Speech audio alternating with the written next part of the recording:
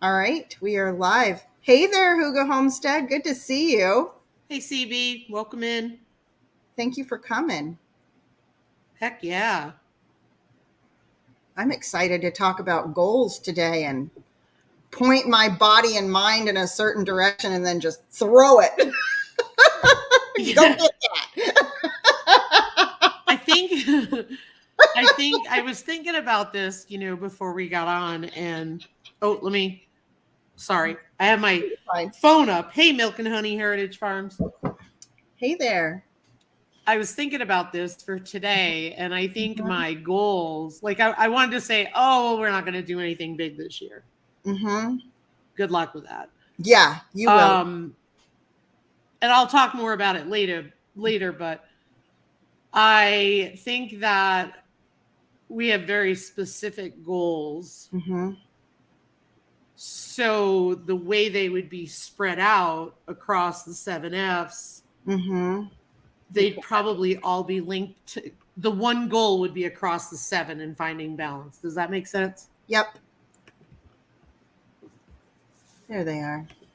Because we tend to be the kind of folks who work on something until it's done, Yeah. and that can kill you. Mm-hmm. It can. It can. Hey, Heck, Mickelson Family Homestead. hey, Kelly. Good to see you. No worries, no worries. Mhm. Totally get it. Yep. Yeah, and another challenge that I have is setting the big goals and wanting to also pile on a whole bunch of other stuff. Yeah. And Especially with so, a new homestead. yeah, I mean, so you've got like homestead related goals, you've got personal goals, right? You've Yeah. got maybe family goals. I would put some of the personal stuff under faith, friends, fun, fitness. I don't know. Some of these are overlapping, but all of these goals, and I mean, you can only accomplish so much in a year. So that's my challenge, and that's what I was thinking we could talk through today because I actually need some talking to. Okay. Well, This let's is get one of at the, it. so everybody who is in the chat or who listens to this on the replay, um, with goal setting, and Lisa and I we've both done this in the professional world. Hey, Blue. Hey, Blue. And you sit down with a person and you sit down with them frequently, like weekly, like we're doing, and kind of you ask them, you keep them accountable. So how's everything going? Like you said, you wanted to do this. How are you doing? Or you share your notes with the other person and then they hold you accountable. So some of what today is going to be is you guys seeing that process happen because I need some talking to. And then Lisa, I'm not even sure of what all your goals are. So I'm excited to hear about those.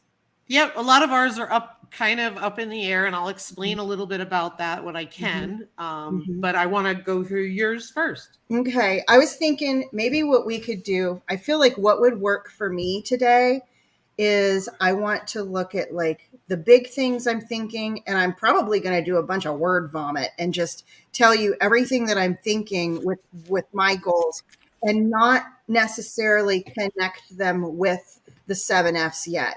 I feel like that always works best for me is to start Okay. with the big goals that I want to do and then kind of put those out there, and then after the fact take a look and say, am I really thinking about everything or am I forgetting something here? Okay, well, hang on a minute because I'm getting a pen. Okay. I usually have one here, but apparently I've decided to not have one here. Oh, I got You're one. fine. Because if you're going to word vomit, I need a pen.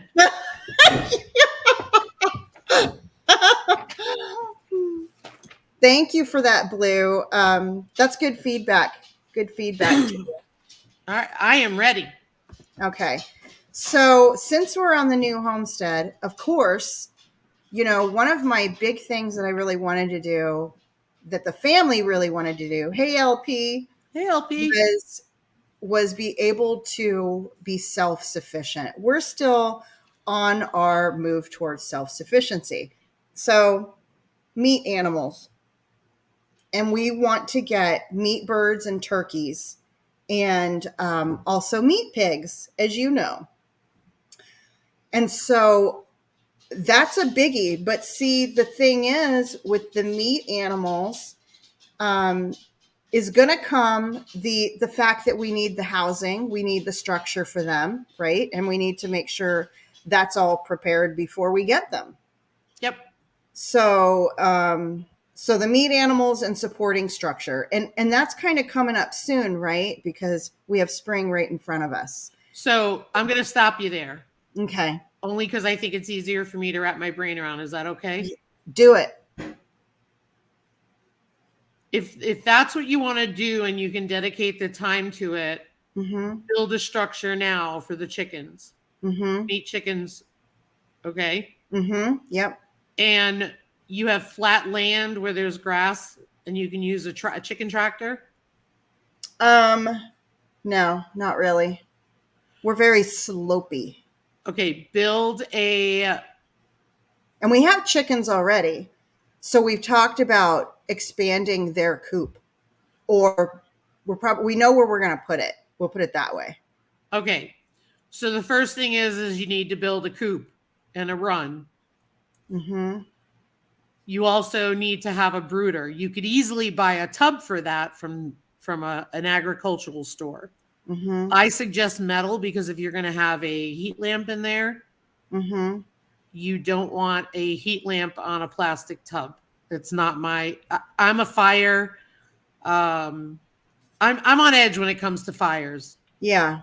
So I will always spend the money and err on the side of safety because heat lamps cause fires and things burn down. They do. Yeah. So a brooder is easy because you can easily get a feeder, a water, a heat lamp, and a metal tub. Okay. There's your brooder. But the bigger thing is building the coop because the minute chick days are coming, which are probably earlier in your area than they are in mine, you want to be ready. Because 4 weeks after you bring them home, they're going outside because they're probably fully feathered by then. So my thought is definitely start with chickens and don't do 100. Don't. Right now we have 7. So, right. But meat birds. But meat birds. Yeah. But it's easy to say, I want to do 100 so I can feed my whole family for the year. Oh, and then processing time. And then you don't think about that. And then you get to the processing point and it's exhausting. So I'll bet. My suggestion is you could always do, or you could order and do another batch later in the year, or even 2 batches. Yeah. Because if you do Cornish cross, they're 8 or 10 weeks. So my suggestion, having done it for this year will be our 4th year. We started with 16. Okay. And then we ended up building as we go. And now, I mean, if you think about it, 1 chicken a week, that gets us 2 meals and lunch. Oh, yeah. I love buying a whole chicken because of the fact you can break it down. Yeah. Can I deflect and tell you a funny story real quick? Yeah.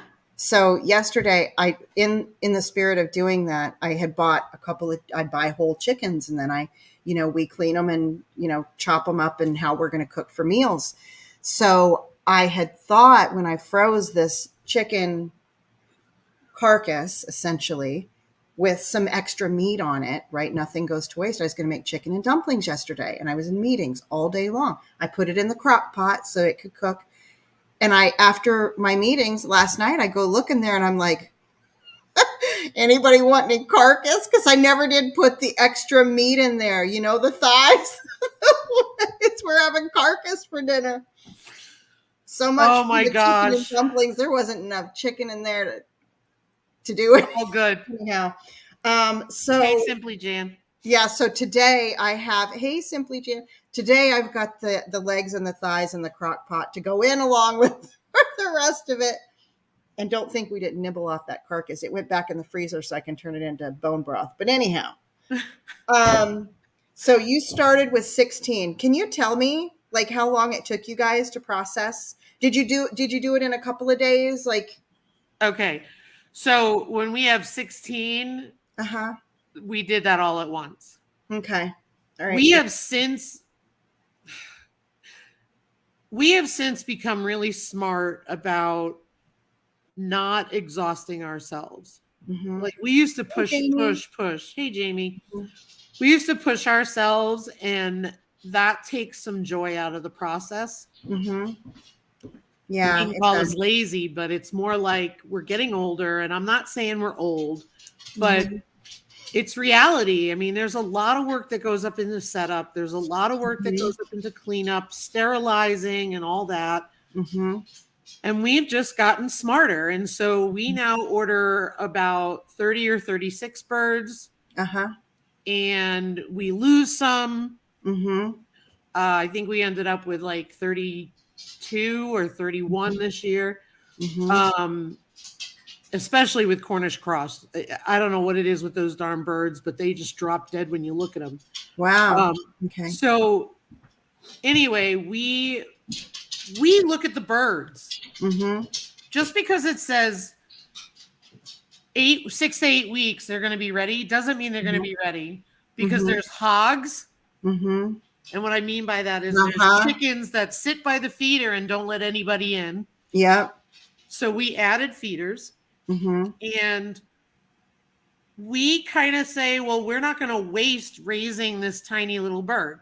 So I'll give you an example. We had 2 birds with leg issues last year that we limped along, and they lived until it was processing day. They were teeny. They were teeny. I mean, we had almost a 10-pound Cornish cross chicken, and then we had like a 2-pound bird. Awesome. A 10-pound chicken. Wow. Yeah. But you know why? We always look at the birds and go, okay, that one's staying to grow out some more. That one's staying to grow out some more. And that's what we do. Okay. So we kind of look at them and we go, okay, because Cornish cross, if they go too far, they're going to drop dead of a heart attack. Yeah. So we always just look and say, okay, that beast, you're going.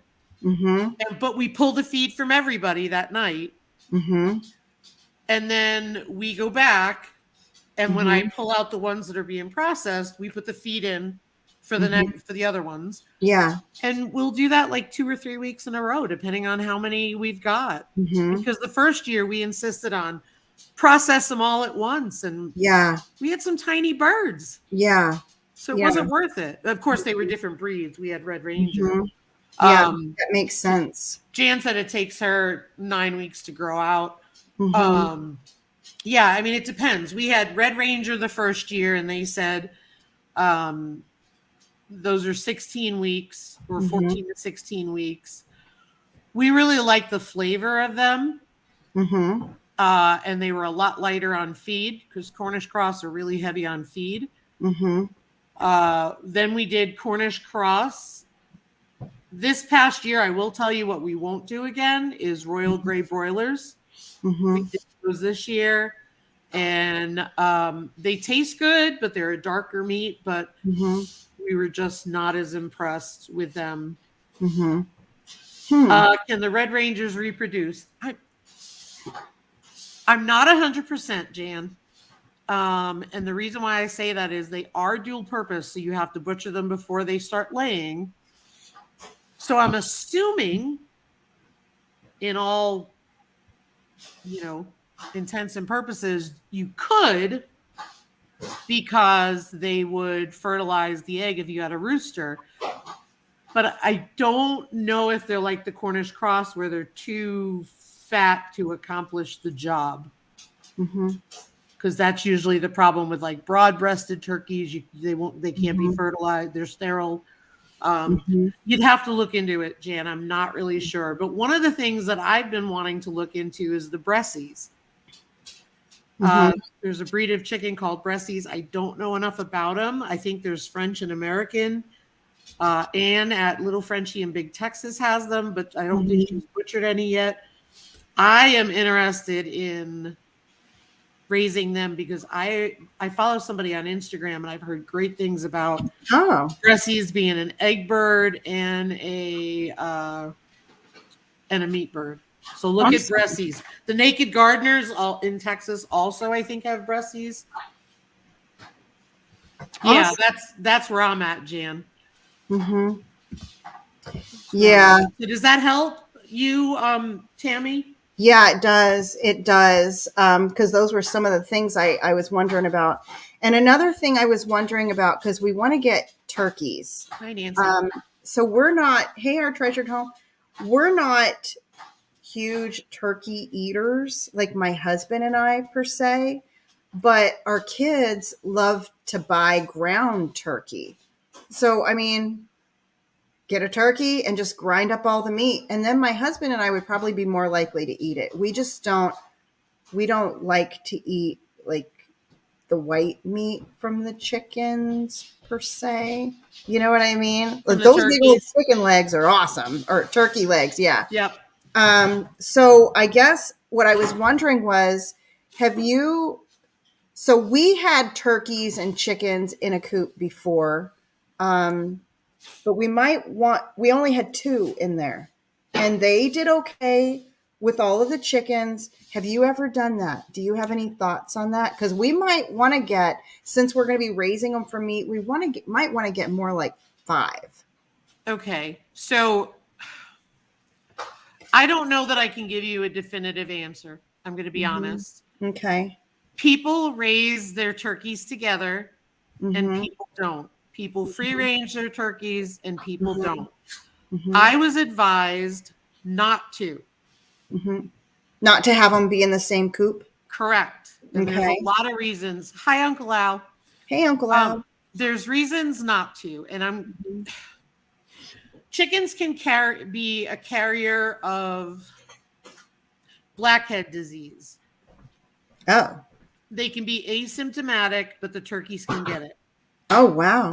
Okay. So I'm a fan of species-specific housing. Yeah. Call me crazy, call me extra work. Yeah. That's just me. The other reason is, like with ducks, male ducks, drakes, and tom turkeys, when it's mating season, they can kill a hen.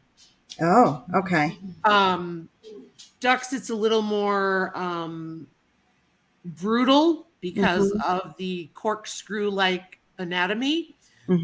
Turkeys is just a little different, and I'll leave it at that. But the bottom line is, I was told early on, keep your species separate. You're better off because sometimes there's diseases that go from one to the other to the other. Huh. Okay. So again, everybody has a different thought on that. Your call. Do the research. The other thing is I was told not to let my turkeys free range, or they will take off, or they will be predator eaten. Yeah, I don't think where we live we're gonna be able to free range anything. Yeah, so because of that. And hey Bunky's garden. Sorry, Grandma. That's okay. So what I do is I make sure that they have adequate space where they are. Plus, I wanted to breed my bourbon reds, and I wanted it pure. That's another reason. Yeah. Oh, yeah, and all of the turkey hatchings. Well, and that's the thing too. Ryan does not like turkey. He'll eat it because we can raise it pretty cheap. Yeah. But we love ground chicken. We don't like ground turkey. So isn't that funny? That is, yeah. So maybe you could try that too. I could. Yeah, and I might, because the kids will eat, ground chicken. I mean, you know how it is, like we're all in the same property. So the deep freezer is like community property, right? That's like the family deep freeze. Yep. So, and we just noticed they really prefer the ground turkey, and, ground turkey is supposed to be healthy. We probably should eat more of that than ground beef, but raise your own meat. It'll be healthier. All right. Yeah, there we go. What I would suggest is always look up the square foot per bird in a coop and in the run. That's like the biggest thing, is always making sure that you have the proper square footage per turkey and per chicken in the coop and in the run. Okay. If you do that, you have less issues. Build it once and be done. Yeah. Yep, worms and free range. Yep. Yeah. Okay. So that helps. So from talking that through with you, that has guided me on timing, because you said you keep the babies inside for 4 weeks and then they're ready to go outside. Yep, once they're fully feathered.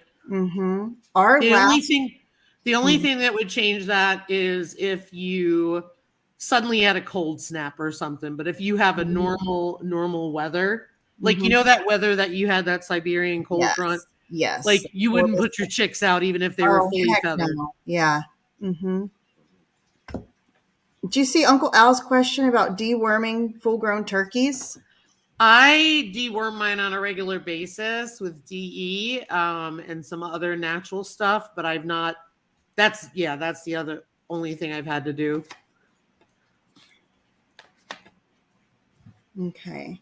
All right. So with the animals, that helped me identify a couple of things, which is when to buy and which kind of guides me, like the building of the coop. Also, obviously, that's like right up here. And I know the kids were wanting to do something with their coop. So the timing's pretty good. Like I know they're wanting to do something with their coop. So maybe I can get the guys going on doing our coop at the same time they're making extensions to theirs, because that's what they're talking about doing. And real quick, I raised, when we bought our breeder turkeys, because we were going to eat them first, we were not going to breed them. And yes, Jan, we give them pumpkin. Hey, Ark Wildman. Oh, good to know about the pumpkin. I throw DE in their feed as well, and I mix it up so that way they're always getting a little bit of it. Anyway, we bought our Cornish cross with our turkeys as chicks. So the Cornish cross smothered one of the turkeys. Oh, wow. But the other ones did just when they were chicks, when they were little. Yep. But hey, what my other sorry. That's okay. One of my the other turkeys would fly up higher. So I have raised meat chickens together, not laying chickens, but I've been told not to do that.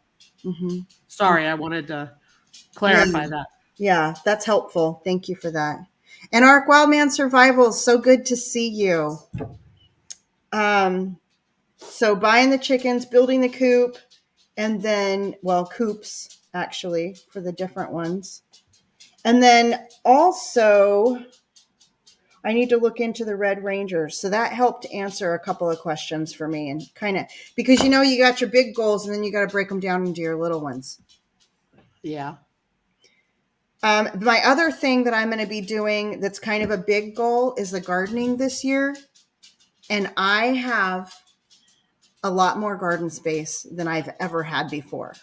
So that's going to be, even before I lived in Williams, my garden prior to in Williams, it wasn't a very big garden space. But even prior to that, the garden that I had was not as big as everything that I have here. So that's one of my big things. And one of the things I have to do for that first, I know, is prep all my garden beds and draw out a plan to figure out where I'm going to put what. Yep, absolutely. And don't overthink the plan. Like, just draw out the plan while you're sitting there at night. Like, don't. It doesn't need to be a masterpiece. Yeah. Let that go. Just grow what you like, grow what you eat. Yep. And grow what I use. I want to grow a lot of herbs this year. There already is some herbs out there, and some of the stuff growing around here, since she has growing, whoever the first she was, because they're perennials, has growing back there lamb's ear, lavender, yarrow. I saw all this in one bed, right? it leads me to believe that somebody had some herbal knowledge, right? Wow. So I'm very curious about the other plants that are around here. And then we've got the fruit trees, and I've never grown a fruit tree in my life, hoping that they all survived. I insulated them with leaves before the brutal cold snap that we had. Ugh. I'm hoping that they all live, but we'll see. So then the other thing, so those are like the homestead, the meat birds, the meat animals. Katie and the babies, they want to do rabbits. She's going to let them breed until there's enough rabbits that the girls can't notice one missing. That's her. Well, but here's the thing. Let Katie do the rabbits. Yeah, she's going to do the rabbits. So, and they have a little bitty like coop thing out there they're going to use for the rabbits. So they're kind of ready to roll with that.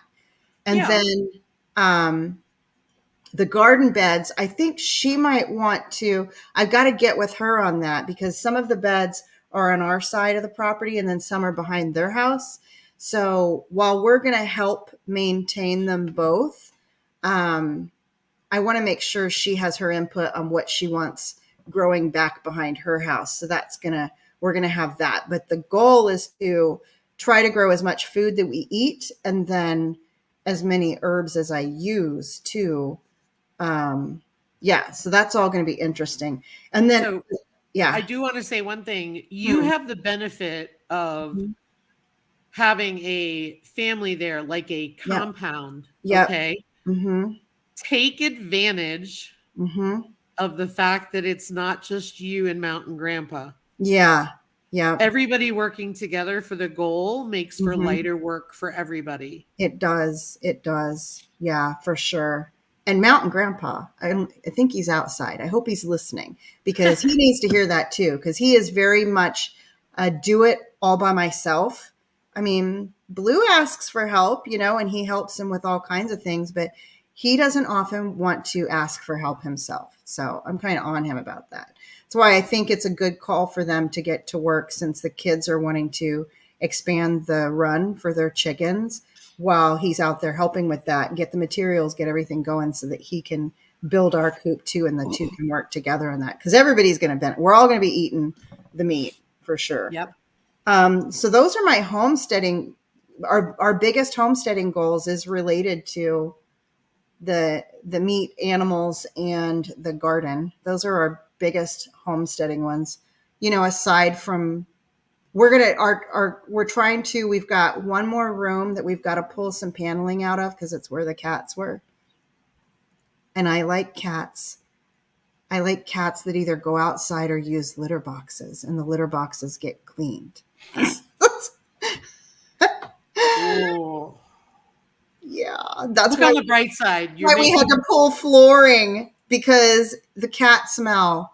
It was absolutely awful. Like it wasn't a mild scenario. It was really, really, really, really, keep saying that word over again. Bad at the end of it. Oh. So we've got a couple sheets of paneling that we need to, but that's minor. Everything else for the homes, and the roofs. Remember, we've got that roof thing. So far, so good with those. Not leaking in the house. We're kind of hoping we get a storm or something that we can use for our insurance for it. But biggest piece of advice. Okay, Jamie, thank you. Thanks, Jamie. Biggest piece of advice is don't overwhelm yourself because you'll burn yourself out. It's sort of like Casey at Ormsby Farms moved to his homestead, wanted to do this and this and this and this and this. I mean, he's talking Christmas tree farms, kids' summer camps, farm stand, garden, pigs, chickens, turkeys. I mean, he kept going, and I looked at him. We all looked at him on the podcast, and we're like, "Yeah, okay, good luck with that," because we know what that takes. Yes, and he's working full time. Yeah. So we did that too, like you're doing. Yeah, and so. Just don't overwhelm yourself. Get the infrastructure in place. And the reason why I say that is we were very good about getting infrastructure in place for most things. But like case in point, we had the infrastructure in place for Maggie and Winston, our meat pigs, when they came home. Well, they were smaller than we thought, and they could get through the fence. Oh, so we had to have a plan B. Mm-hmm. Sherman came home. We had nowhere to put him. We put him in the meat chicken coop. Mm-hmm. Obviously, we clean it out in between species. Yeah. We had nowhere to put Grant when we came. You always need that extra building. Yeah. Or you always need an extra place. Hey, Angie at Abundant Acres. Hi, Angie. So you want to make sure you have that. And so exactly, Jan, slow and steady. And so like now, last year, our biggest thing was, oh my gosh, we've got chicks at this age, chicks at this age, turkeys at this age. Where do we put them all? Yeah. So at the end of the year, we finally got the grow out coops. And I'll talk more about that when I talk about my goals, because that's where we're talking about changing things. But you always want to have the infrastructure in place before you bring home an animal or before you get an animal. And the reason why is when a deal comes up, you can take advantage of it. Yeah. So like if you got one of my pigs and you said to me, Lisa, I need you to keep him till October, that's no problem. But if you said that to me and I didn't know you, they're going to be like, yeah, okay, see you later. Yeah. So you got to strike while the iron's hot, but you also want to make sure that you have a space to put an animal that's safe. Yeah. There's my spiel. Sorry. I'm very passionate about animals getting in the right place. Yes. Yes. Awesome. And that's true, because right now we have the goat area. We've got a goat area for the bucks and a goat area for the girls. And then we have our chickens. There's an old building, like an old structure out there that they're talking about reinforcing, kind of pulling apart, putting back together kind of thing. Yep. Of where we're thinking about putting more animals, maybe the pigs. I don't know. I'm letting Mountain Grandpa say where everything goes, because him and Blue are the main ones that are out there feeding and watering most of the time. And I just want to make sure that it lines up nicely. We have all the animals in one area. Hey, Little Ridge Farm. Hey, Little Ridge. So that's helpful. Before I go on to anything else, I say, in the spirit of just maintaining the homesteading piece, do you want to talk about your homesteading goals, like specific to the homestead? No, why don't we do that next week? Okay, we could do that. Because you're on a roll. I'm on a roll. Okay. So along with my homesteading goals, one of the things that I'm really wanting to work on this year, it has to do with a lot of learning and learning things. And for me, one of the big things at the top of my list is I really want to learn more about herbal medicine for animals. So, I did that video here recently about, making the pain oil for my dog. And I use all of the herbs that I mentioned. I can use those. I use those with people. But the thing is, there's others I use, like, comfrey on like a pain oil. And I always say pain oil. Yes, you can turn it into a salve. My concern, like with the salve, sometimes I've always opted for the oil for myself, just because it's more potent than a salve. It's more potent than a salve because you're actually diluting the pain oil with beeswax when you turn it into a salve. So maybe not very much, but if I'm hurting, I don't want anything diluted. Like, just give it to me straight. Full strength. Yeah. And so that's why I say pain oil, just kind of putting that out there. So I kind of went through and I did my research to find out what would work for dogs, and not only topically, but for the dog that I'm making it for, it's her little wrist. It might not be the appropriate dog term for a wrist, but you get me. Here's the paw. Here's her little wrist. And I was worried that even if I wrapped it up, she would end up licking up some of that pain oil, right? So I had to go through and figure out what she could tolerate if she ingested some of it. And that eliminated the comfrey, because that's not good for dogs to eat. And some of the supporting herbs that I put in there, I put in small quantities, because of they can tolerate them, but they can tolerate it in small quantities, kind of like pumpkin. Dogs can eat pumpkin, but you give them a lot of pumpkin, you're going to be cleaning that pumpkin up all over the floor, right? You'll be cleaning. You get my drift. So I really want to learn more about herbal medicine for animals. Fresh wild comfrey makes a good poultice for wounds on critters. That's good to know, Ark Wildman. I read somewhere they can't eat it. Hey, Gear Griden. Well, and you know what? I might not have looked into it a whole lot, Ark Wildman. Like maybe it's the one, maybe it's like the others where they can tolerate a small amount.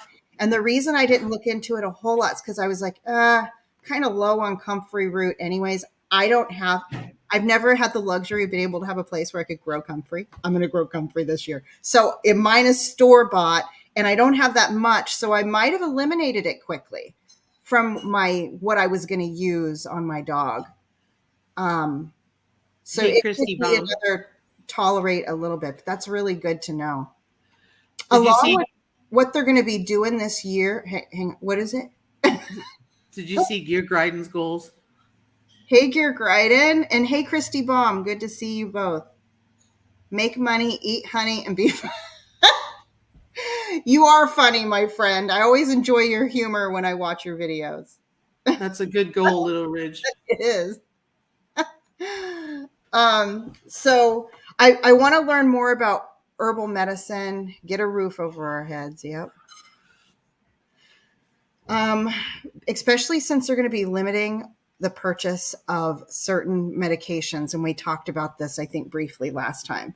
But come June, you can't buy certain dewormers, and you can't buy certain antibiotics for your animals.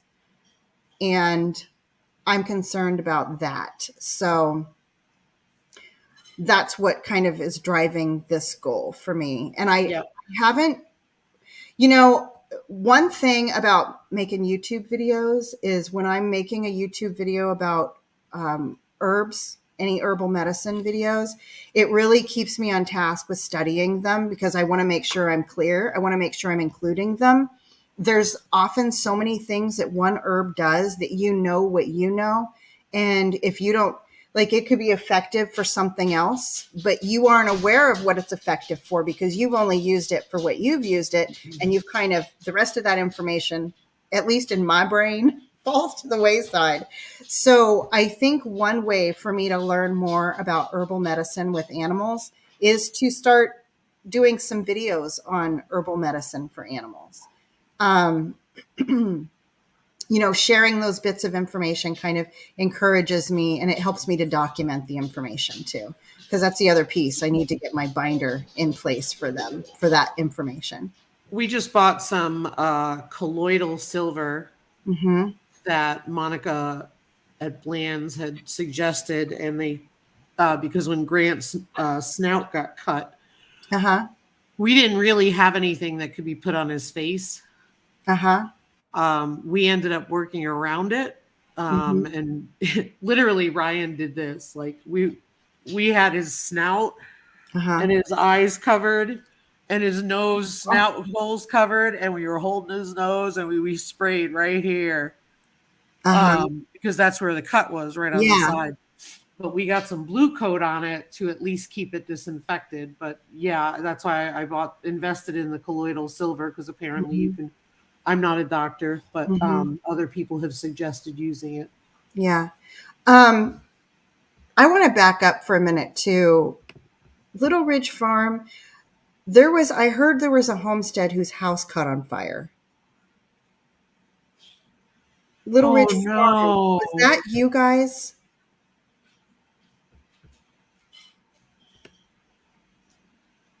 And I don't know if they're still on the. Trying to think where I heard that. Is anybody aware of what I'm talking about? And they lost their home. Oh gosh.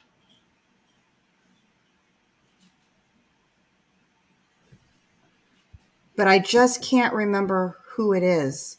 I didn't know that. Yeah. If anybody knows in the chat. Yeah. Well, after this live, I'll be going to look because, yeah. I my wasn't. heart hurts. That was Simply Jan. Are you still on? Like, thinking I might have heard it from her.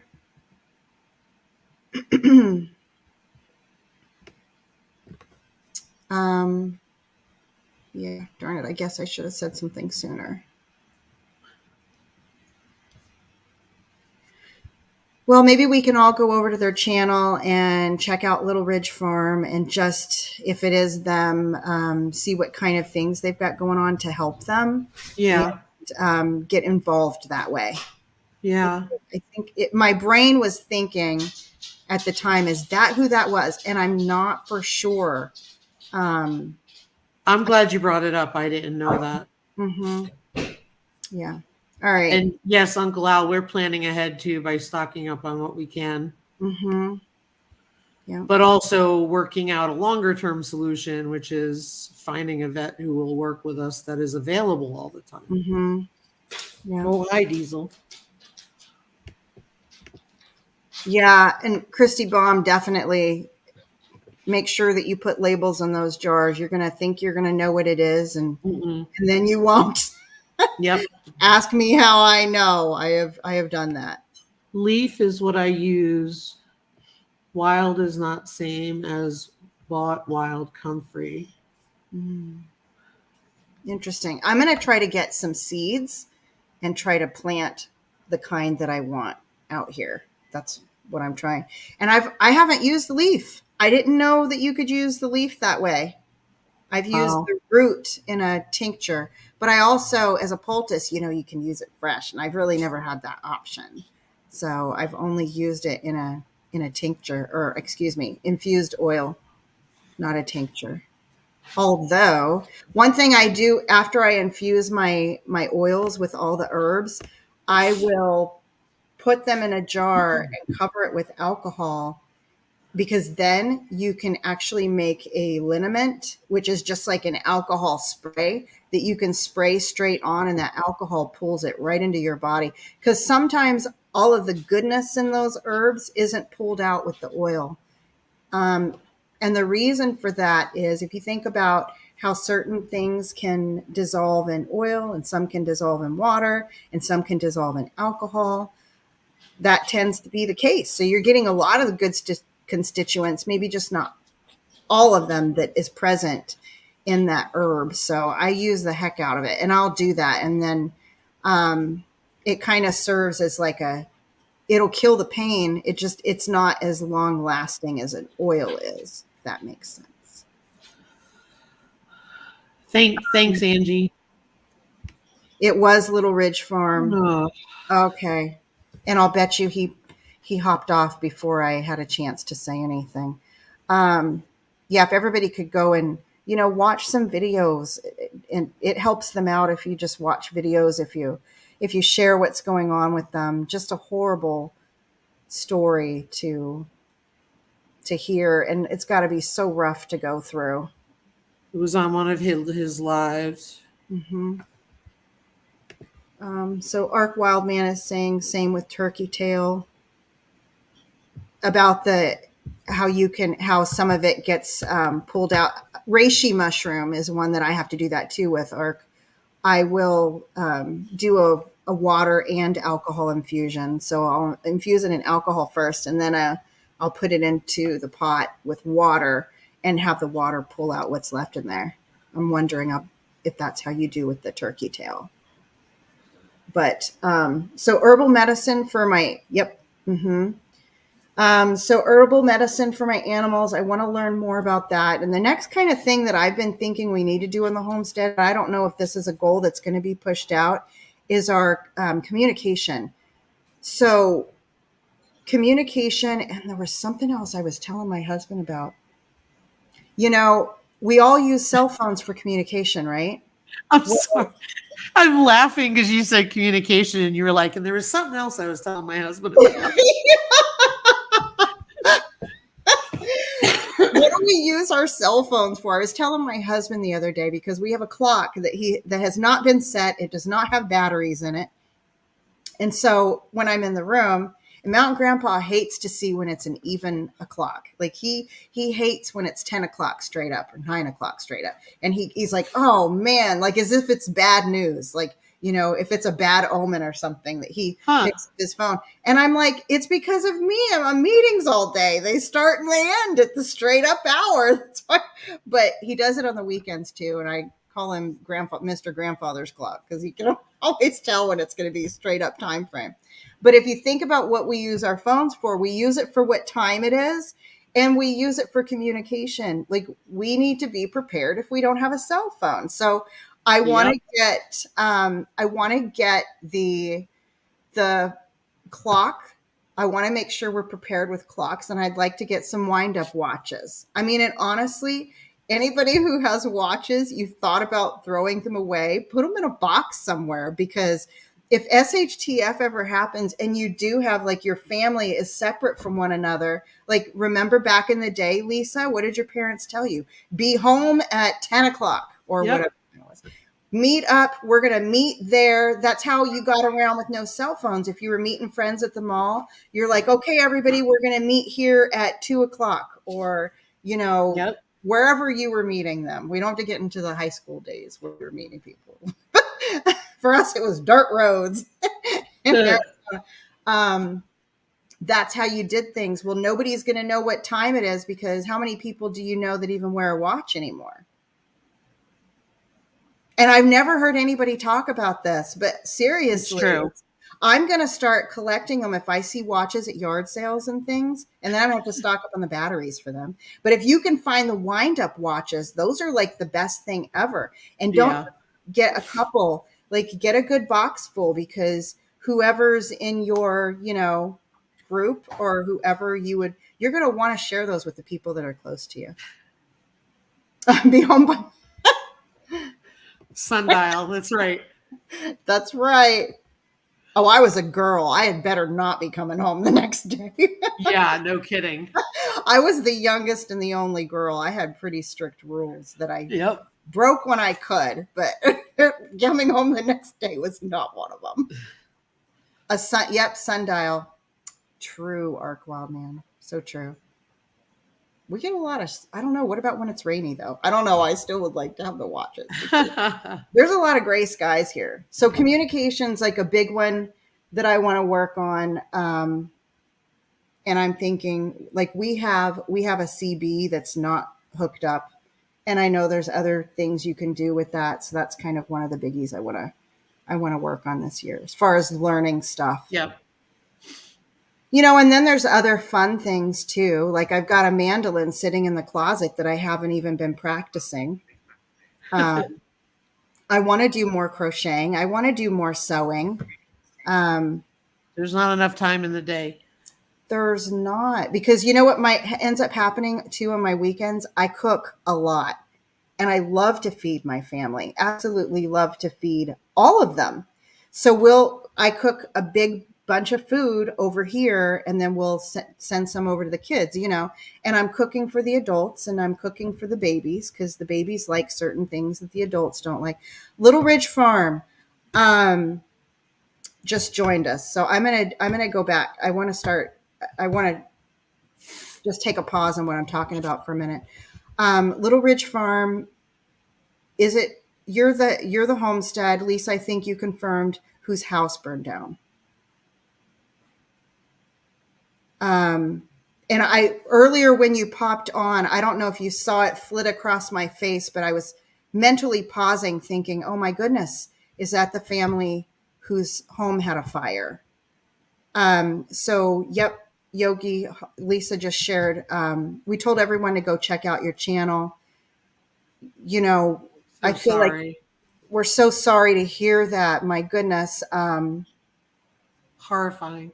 Anything that all of us can do to help, even if it's, you know, watch your channel, share your story, and get you views. I do know somewhere, everybody, Little Ridge Farm, who has set up thank you, Arc Wildman.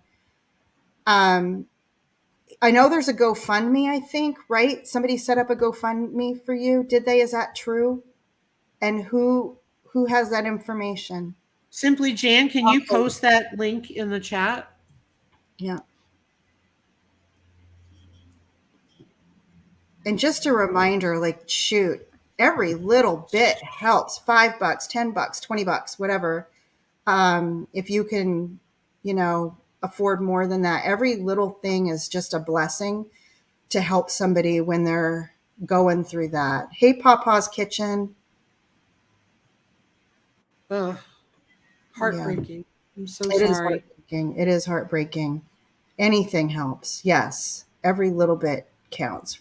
Absolutely. So, I'll share that out on my community page after the live too.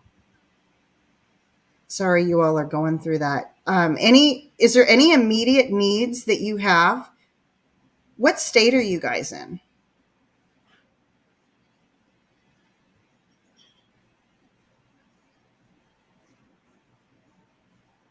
I'm just thinking of, the reason I ask what state is because I'm curious, where you are geographically, and if there's anybody nearby who might have things that they want to give to you, and do you have a P.O. box on your channel in case they wanted to mail you something? Or an email, like a way to contact you. Yeah, an email. In New York. Oh, they're in New York? Yep. Oh, goodness. Okay. I say goodness because that's a long ways from me. And I'm just thinking, New York, you must be upstate if you're on land. I don't know anything about New York. I think sidewalks. Lisa knows everything about New York. No. No? No, I know. I mean, I know, the 5 boroughs, and I know Westchester, and I know Dutchess County and that kind of thing. But see, I told you, she knows everything. Western and northern part, I've been there, but I don't know tons about. Yeah. So yeah, we need to get the word out for them. Anybody who has any other lives, maybe you all could mention it there on your lives, like we're doing here, to just create some awareness, because I know our YouTube community here, I feel like everybody has the biggest heart. We all want to just help each other. Okay. Donations to help rebuild is the major priority. Okay. Yeah, sorry to hear that. And I'll be sure to share it, as I'm sure everybody here will be. Simply Jan coordinated. So she's on it. Jan's amazing. Yeah, we'll get the word out for you. What is your first name? Mark. Mark? Okay.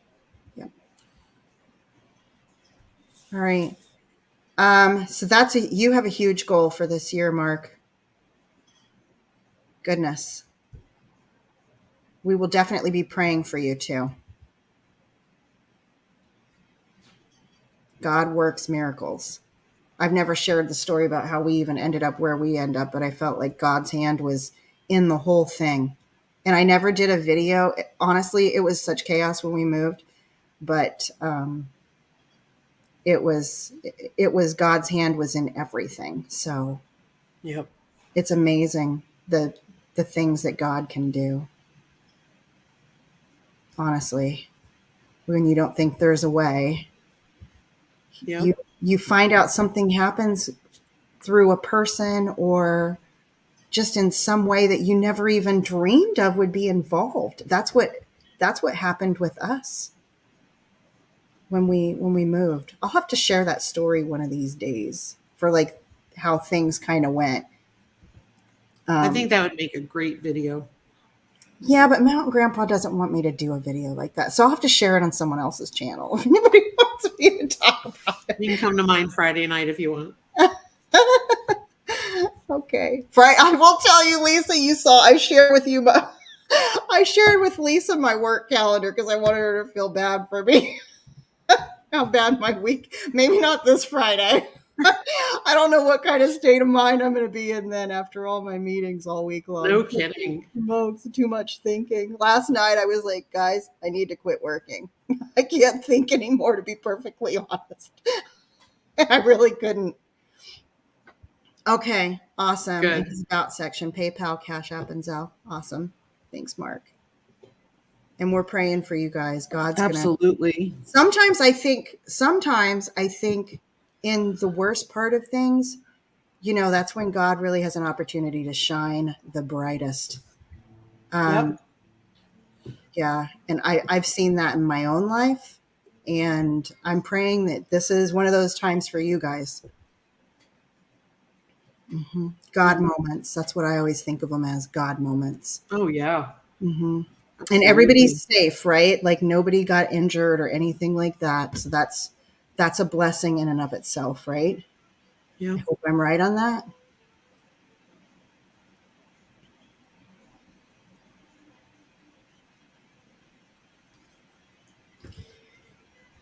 All righty. He hasn't replied yet, but I hope I'm right on that. Mark the brat.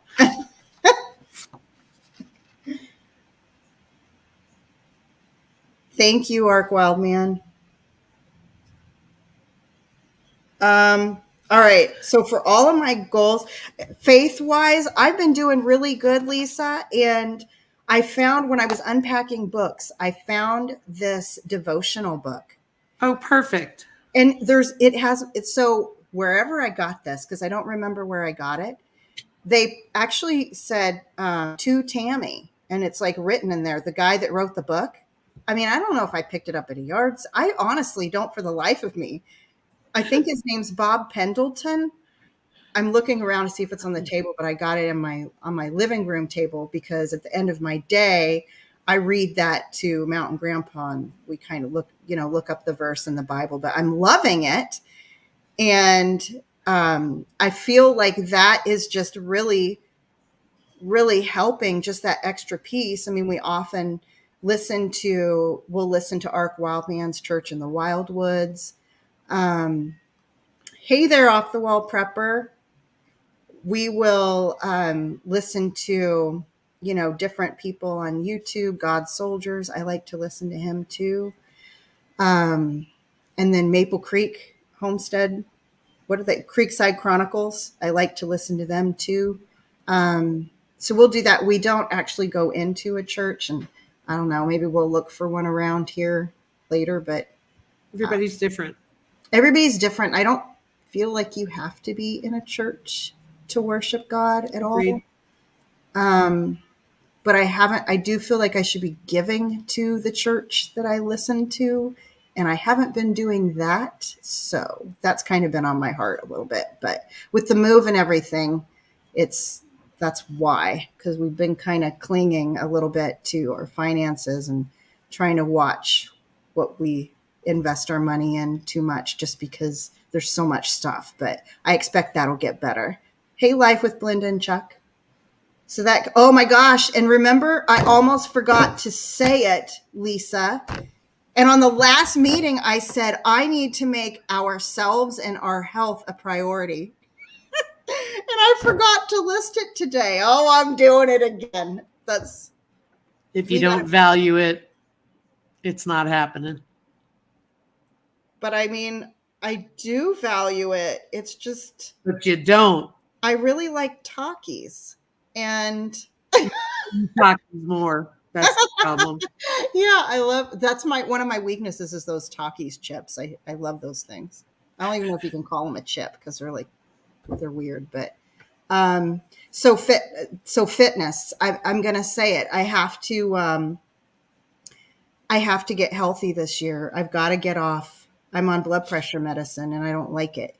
And my method over the holidays was I'm going to make a whole lot of sweets and we're going to have an amazing goodie tray. I'm going to give some to neighbors and friends. And then I'm going to be so tired of sweets that I'm going to be able to just quit eating all the crap in January. Well, I forgot about the fact that it would make me gain weight. So I've put on an extra 5 pounds that I now have to lose. And I was talking with a coworker at work, and she was saying, yeah, I'm really watching out for those hidden sugars. And I'm like, well, you're way better than me. I'm trying to watch out for the plain old in my face sugars. She's watching out for hidden ones. Oh, wow. My sugars don't even hide from me. Yours are right out there. They're just right out there. But I do. I've got to, I got to watch my sugars. I've got to start. I walk down to the pond and back, and that's like a good 1,000 steps. It's nice. I think the steps might be off because I'm short, to be honest, and I've never calibrated it. Hidden sugars as I eat my Pop-Tarts. Exactly off the wall, prepper. Like, and my peanut butter cookies. Oh no, off the wall prepper. So I know I told you I'd send you some paint oil, and I'll be doing that. I'm working on it. As you can see from the video from my dog, some of those oils that I'm infusing, I'm using in the paint oil for people too. Yes. Just being honest. Exactly. And that does. Yeah.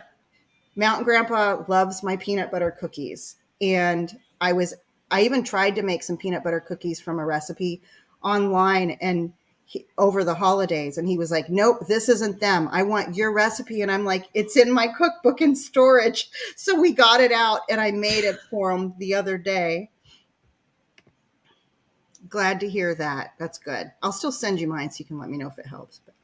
But, when I get it made, which will be soon. But the fitness piece, that's a big one. And I almost forgot to mention it today. And it's supposed to be on the top of my priority list. Do you see how I am? But it starts with what we put in our mouth and, what we do with our bodies. Like, I've got to move more. I have to exercise. Yep. Absolutely. Mm-hmm. Whole30 is really good too, actually. Have you heard that before? I have. And you don't have to follow the whole thing to a T, but one of the things that they tell you to do is just start eating food as close to its original form. Mm-hmm. So it's whole form. Yeah. So, when you get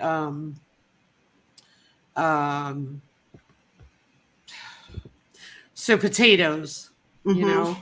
Yeah. Roasting potatoes versus mashing them and adding stuff to them. Yeah. Mm-hmm. That kind of thing. Mm-hmm.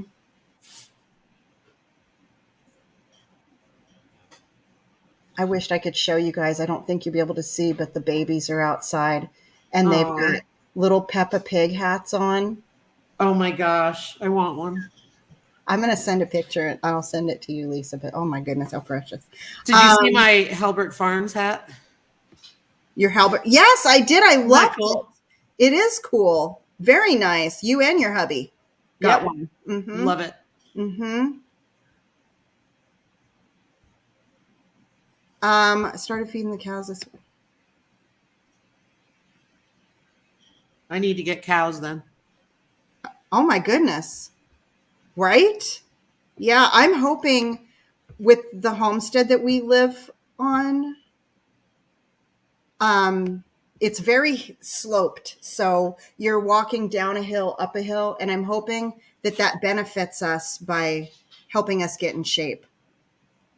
That's my goal. But that has to be a biggie. So those are all of mine. Does anybody have any questions for us? We usually only stay on for an hour. And we're a little bit over that now. Yep. No dairy, added sugars, certain legumes, grain, pasta bread. But yes, meat, vegetables, and fruit. Okay, that's something I could do. But I do sourdough included because I like to make bread. Oh, there goes Gear Griden again. I know. Character.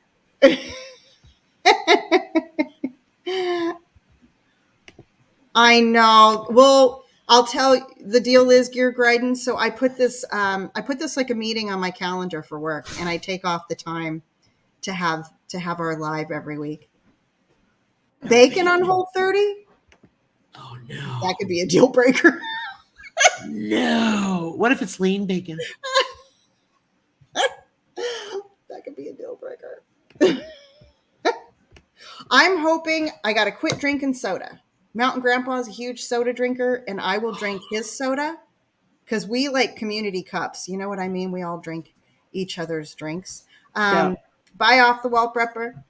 Bye. And I'm thinking cut out the soda, cut out the obvious sugars, and drink more water. I mean, all of those things should help. And Yep. try to quit eating.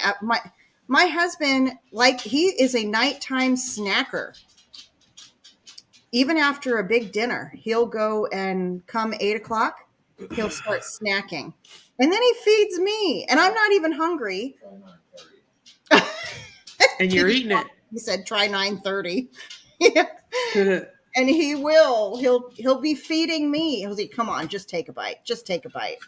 He doesn't, for example, he just brought this to me. Burrito. Wow. He said, I'd like one. He feeds me all the time. And he's perfectly fine with me being overweight, but it's not about looks. It's really about, my health. Mm-hmm. Hey, Roberta's Artistic Adventures. I don't know if I said hi to you earlier. Or Milk and Honey Heritage Farms. Good to see you guys. And yes, it is addicting. Canned foods are okay, though. That is so wild because they're so full of salt. Are they when you can them yourself?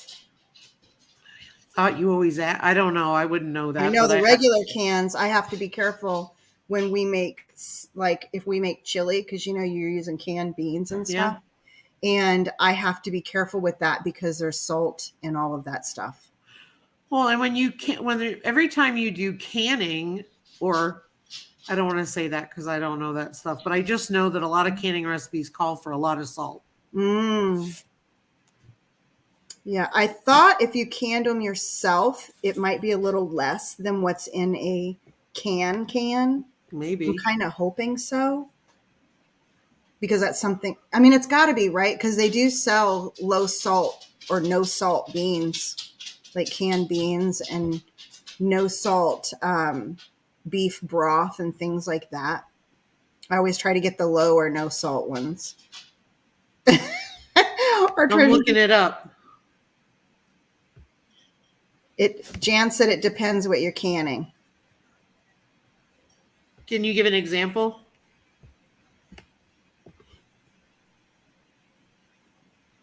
Yeah.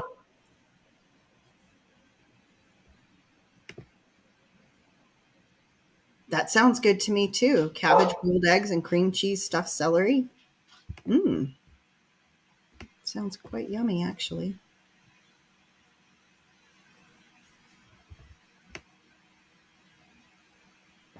Bye, Bunky.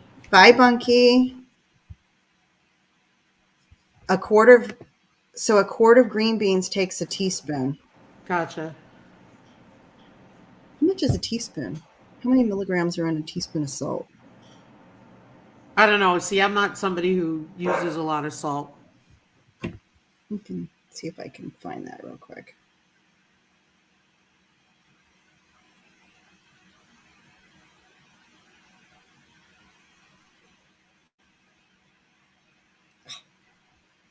Darn it. A teaspoon salt. Whoa. So 2,300 milligrams of sodium. But that's for the whole quart. How many cups in a quart? Hold on.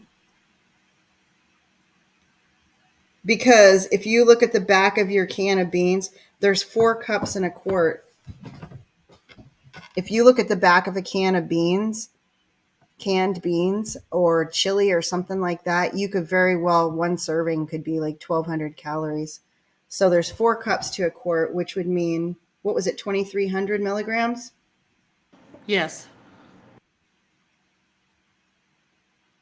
So that would be 575 milligrams of salt in 1 cup of beans. That's better than a can. Still a lot, though. Wow. Calm down, Dee. All right. Shoot, I know we're over. Can I just real quick? Yeah. Tomorrow I'm going to be having a live during the day. It's not something I usually do, but we're going to be having a live with Owl Hollow Farm. Carrie at Owl Hollow Farm, because she is Florida and she doesn't